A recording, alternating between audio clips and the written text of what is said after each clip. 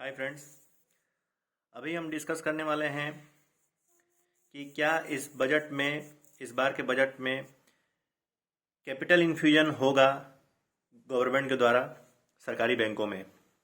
इसी टॉपिक पे आज हम डिस्कस करेंगे कि पहले से देखा है कि हर बजट में कुछ ना कुछ बजट अनाउंसमेंट होता है कि इतना 1,000 करोड़ जो है सरकारी बैंकों को दिया जाएगा उनके बैलेंस शीट को सुधारने के लिए।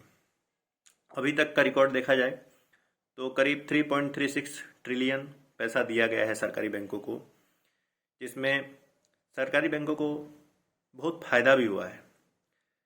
देखा जाए तो पिछले साल 2021 30 सितंबर 2021 तक अगर रिकॉर्ड देखा जाए तो बैंकों का एनपीए जो है वह घटकर करीब 3% रह गया है, जो कि 2018 में करीब 8% के करीब था।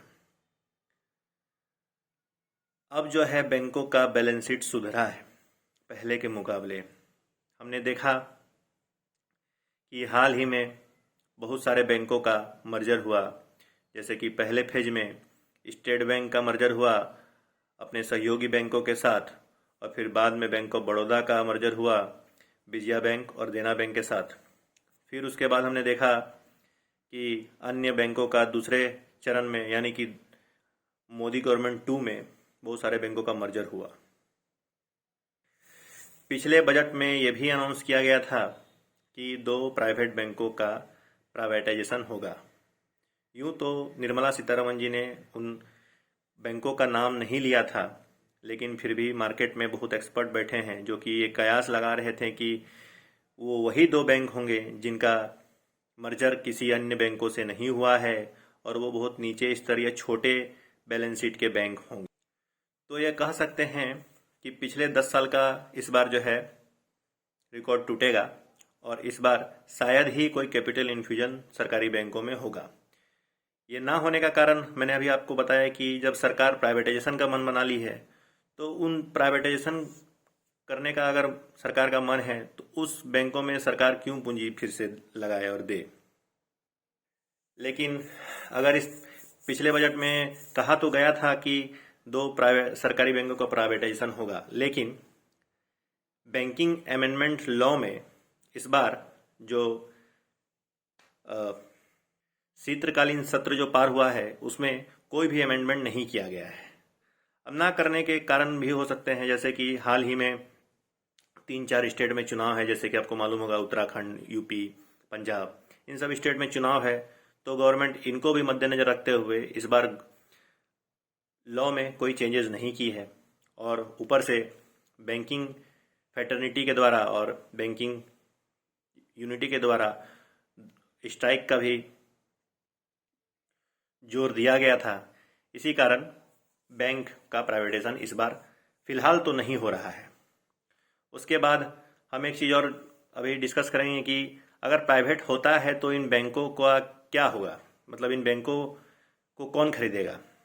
देखिए, अगर जो बैंक का स्टेक खरीदेगा वो तो सिर्फ स्टेक के साथ साथ उनको उसमें कैपिटल इन्फ्यूजन भी करना पड़ेगा, ये भी एक फैक्ट है।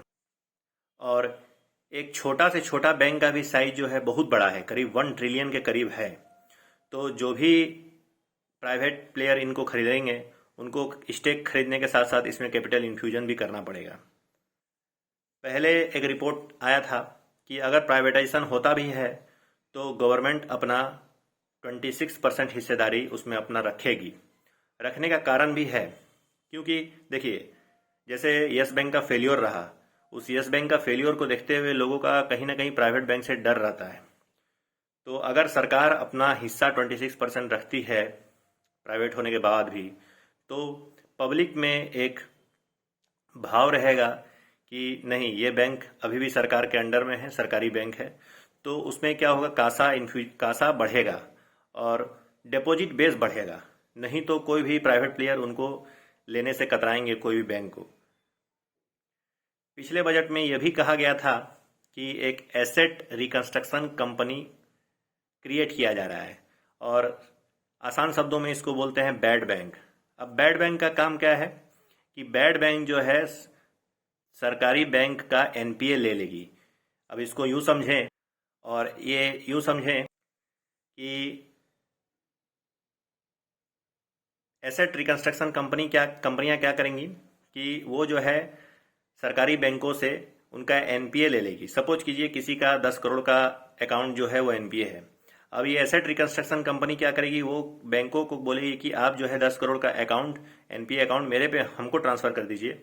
इसके बदले क्या होगा कि एक एसेट रिकंस्ट्रक्शन कंपनी एक सिक्योरिटी रिसिप्ट इशू करेंगी। किसको इशू करेंगी? ये सरकारी बैंकों को इशू करेंगी जिनसे वो एनपीए खरीद रही है, या तो कहें जिससे वो एनपीए उस अपना अकाउंट में ट्रांसफर करवा रही है। मतलब वो 10 करोड़ का एनपीए जिससे ले रही है कि ठीक है, तो उस बैंक को ये एक सिक्योरिटी रिसिप्ट इशू करेंगे। अब सिक्योरिटी रिसिप्ट यहाँ पर क्या है, इसका भी बजट में जिक्र किया गया था कि सिक्योरिटी रिसिप्ट क्या है कि अगर मान लीजिए कि वो 10 करोड़ का रिकवरी, सिक्योरिटी रिसिप्ट में एक कह सकते हैं कि ये एक आप इसको as a put option buying कर सकते हैं कि पुट ऑप्शन बैंकों ने, पब्लिक सेक्टर बैंक ने खरीद लिया कि इससे हमको मतलब एक मिनिमम लेवल ऑफ अमाउंट जो है आप हमको दीजिएगा। मीन्स एसेट रिकंस्ट्रक्शन कंपनी ने सिक्योरिटी रिसिप्ट में ये लिख के दिया कि आपको जो है हम इतना मिनिमम अमाउंट ऑफ मनी देंगे, लेकिन अगर इससे अगर ज़्यादा भी हमको रिकवरी हो जाता है उस एनपीए अकाउंट से तो ज़्यादा भी मिलेगा। तो पब्लिक सेक्टर बैंकों के पास क्या एक फायदा हुआ कि एक फिक्स्ड अमाउंट सिक्योरिटी रिसिप्ट के द्वारा फिक्स हो गया कि इतना अमाउंट हमको जो है उस एनपीए खाता के बदले मिलेगा ही मिलेगा, और ज़्यादा रिकवरी होती है तो ज़्यादा भी मिलेगा।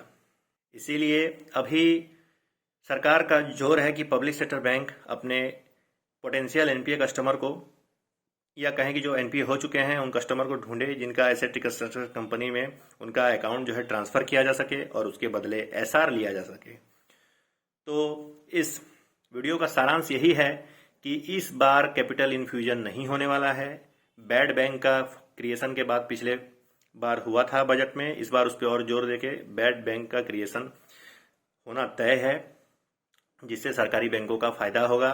और अभी प्राइवेटाइजेशन को लेके कोई जिक्र नहीं हुआ है, और इस बार भी शायद इस बजट में प्राइवेटाइजेशन को लेके कोई जिक्र हो, जो कि पिछले बार कहा गया था कि 2 बैंकों का प्राइवेटाइजेशन होगा।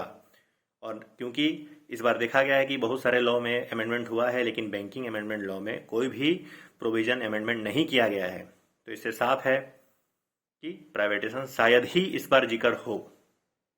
Thank you. अगर वीडियो अच्छा लगे तो प्लीज़ करके सब्सक्राइब कर लें और शेयर भी कर दें। Thank you very much.